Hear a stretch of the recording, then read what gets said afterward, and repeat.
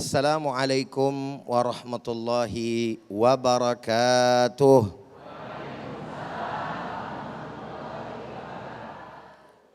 Hamdan wa syukran lillah wassalatu wassalamu ala rasulillah wa ala alihi wa sahbihi wa man walah wala hawla wala quwwata illa billahil aliyyil azim amma ba'd. Setelah puji dan syukur hanya untuk Allah, salawat dan salam untuk baginda kita Nabi besar Muhammad sallallahu alaihi wasallam beserta para keluarga, para sahabat dan insya Allah untuk kita semua selaku umatnya. Mudah-mudahan yang hadir pada kesempatan hari ini Allah undang buat pergi haji dan umrah agar bisa ziarah ke makam Rasulullah. Amin ya rabbal alamin. Dan kelak di akhirat kita bisa mendapatkan syafaatnya. Guru-guru kita yang sama kita hormati dan sama kita muliakan, para jamaah baik kaum bapak maupun kaum ibu, para pemirsa Damai Indonesiaku, TV One dimanapun Anda berada. Memaafkan adalah merupakan satu kata yang mudah diucap, sulit dilaksanakan. Benar apa benar? Betul apa betul? Oleh karenanya sekali lagi orang-orang yang mempunyai sikap seperti ini diapresiasi oleh Allah dan juga Rasul-Nya. Karena perkara yang memang sulit pasti juga ganjarannya akan besar.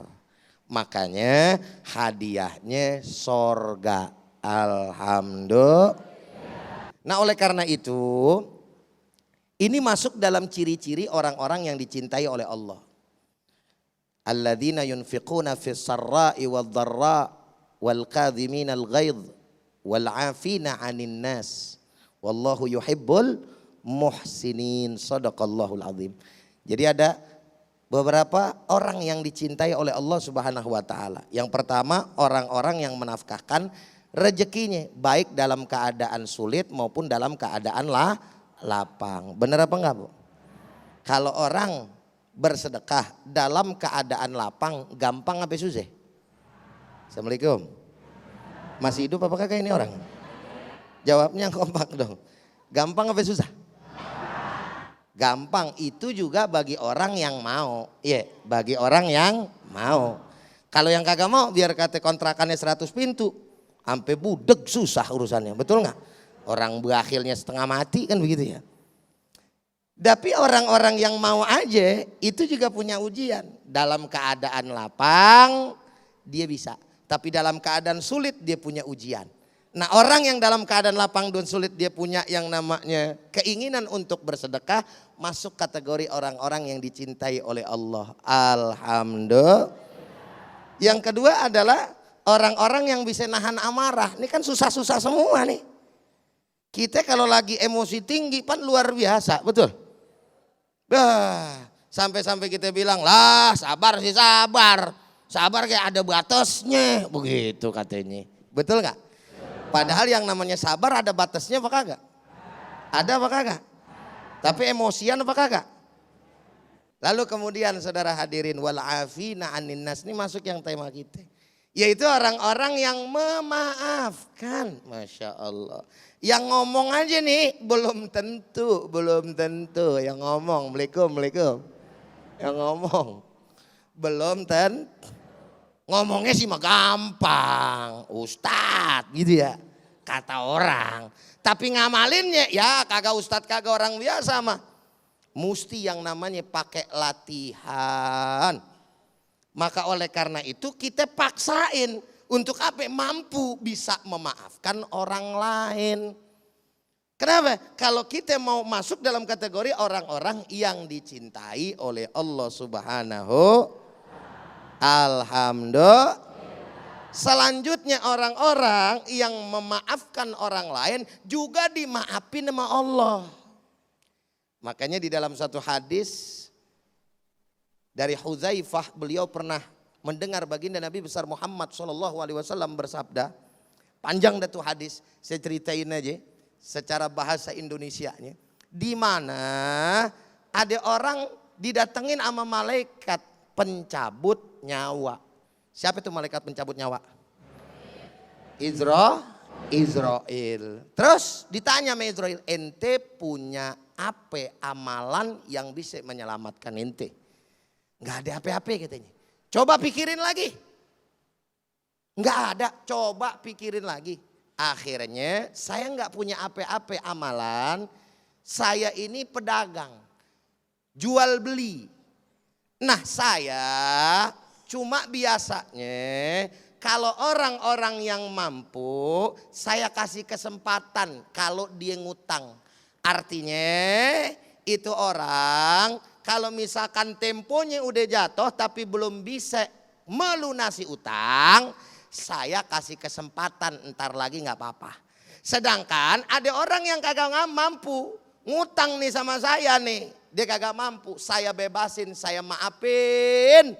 Dia yang namanya punya kesalahan karena enggak bayar utang. Kata malaikat, itu dia amalan ente yang diterima sama Allah Subhanahu wa taala, sehingga apa yang ada dosa dari ente dimaafkan oleh Allah Subhanahu wa taala, dan akhirnya orang tersebut masuk surga. Assalamualaikum.